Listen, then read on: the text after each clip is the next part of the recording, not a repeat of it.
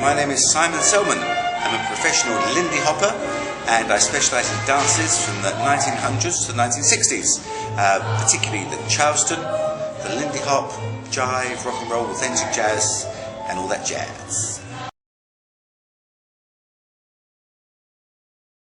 Okay, so the Lindy Hop, the origins of the Lindy Hop really go back to just prior to the turn of the century, with the slaves who were coming over to America. They brought with them their African beats, and they merged with the European dancing that they saw happening, and you had dances develop such as the cakewalk, and then later on you had blues and spirituals, and you had jazz, and jazz developed, you know, around the sort of 1900s, forming into ragtime, with jazz ragtime, and then slowly the dances developed into the Charleston, which was in the 20s, and then it developed into the 1940s Lindy Hop.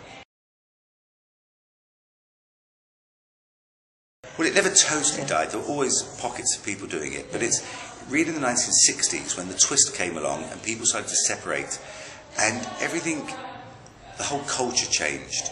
It was free love, and, you know, so they did away with the dancing with drugs. It was a different sort of, I suppose it was a different sort of relationship that people had. Whereas with dancing, it is a way to socialise with people, but without the pressure.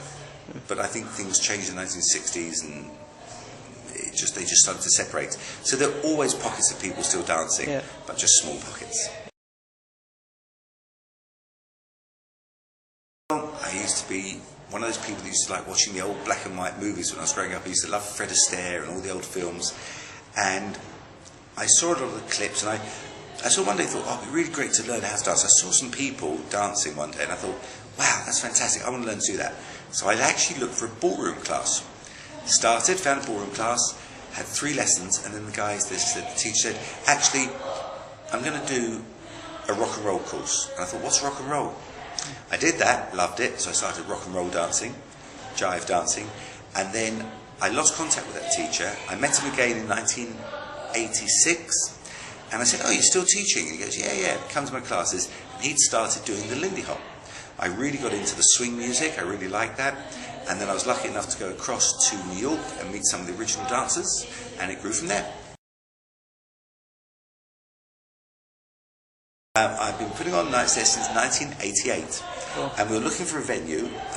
One of the things, when I first started, rock and roll was very big, and in the 80s, the band would come on, and all the dancers would go to the front stage and watch.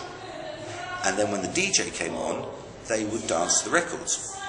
I went across to New York, to the New York Swing Dance Society, and to a club called Northern Lights, which was up in Harlem. And there, I found something very interesting. There was all these fantastic dancers, a lot of them original dancers from the 30s and 40s, and when the band came on, they all started dancing, and when the DJ came on, they went off for a drink. And I thought, wow, is that how it's meant to be done? So I came back and I found some bands that would play for dancers, and we had to sort of encourage them, because they were used to playing for people who were just watching, so they played very fast, and they chop and change, you know, fast song, slow song, whereas now the bands know to sort of, if they're going to do a fast song, they sort of do a slow, medium, then they pick up the pace a little bit, then they go to a couple of fast songs, then slow it down so dancers can catch their breath, and they know how to sort of almost DJ to an audience.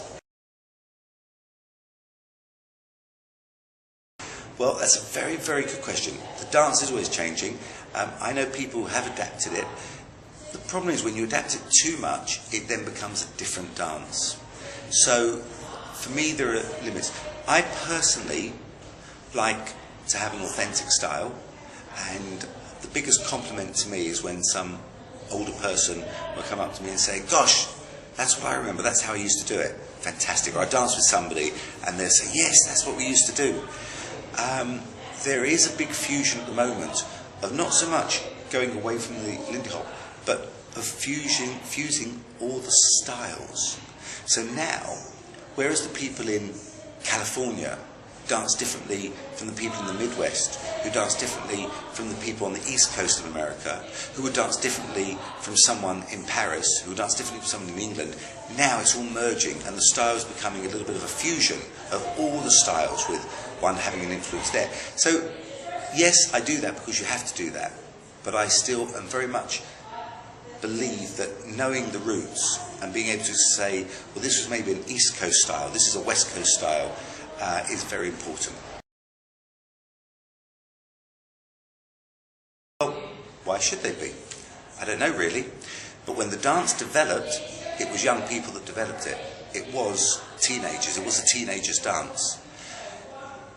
It was a dance that was done, I think back in the 1920s and 30s, you had a wider audience. You had younger and older people all mixing. Pop culture of young people really doing something totally separate didn't really come about big time until the 50s. So the young people tried to emulate what their older siblings or parents were doing. They would change it a little bit, they would make it a little bit faster, a little bit more frantic, they'd throw in a few aerials that maybe the older folks weren't doing. Aerials being air steps where you chuck one person over your head. But essentially, they would mix a lot more back then. It was a very popular dance with teenagers and young 20-somethings. And I think the reason is you get social contact, you get physical exercise, you get a high from dancing. And that has actually been scientifically researched, that sort of sport and exercise brings out certain things.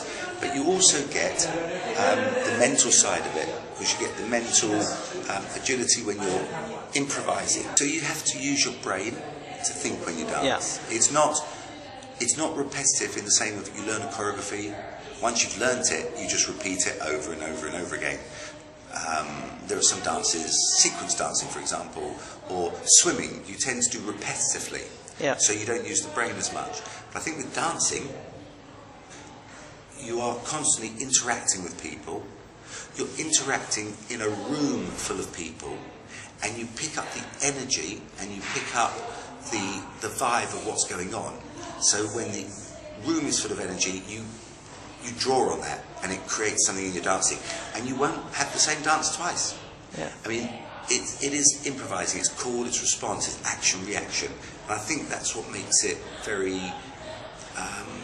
interesting to people. I love the Lindy Hop, that is my favourite, always has been, always will be. I do love blues, which is slow dancing, and I love Balboa and Charleston, which are all forms, well, Charleston's predates swing dancing, but generally all the others are forms of swing dancing to different kinds of music. Excuse me. And I do actually like a little bit of Argentine tango as well.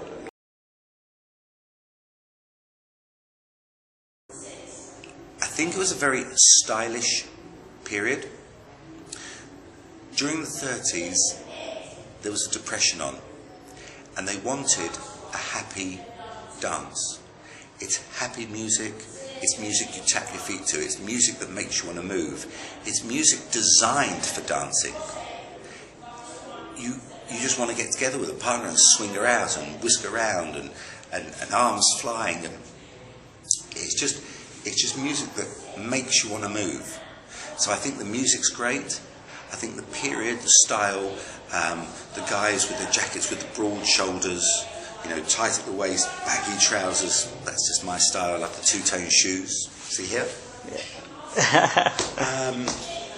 And the girls that would often wear a dress, they'd have the stockings, maybe heels or flat shoes, and just very stylish.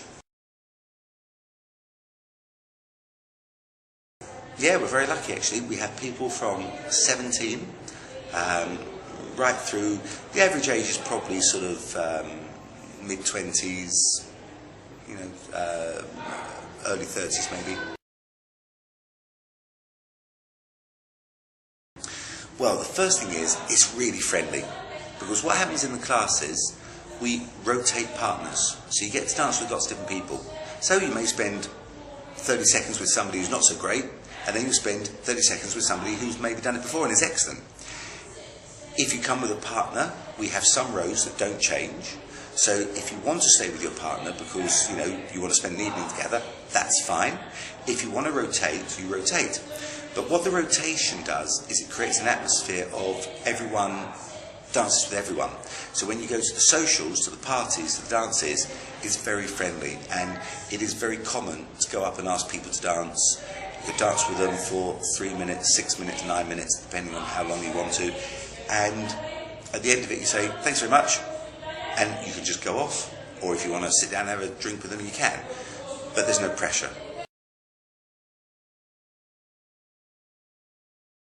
Well, if you'd been born in the 1930s, you may have found a chair or a broom to practice with, because there's no way you'd go on the dance floor if you didn't know what you were doing.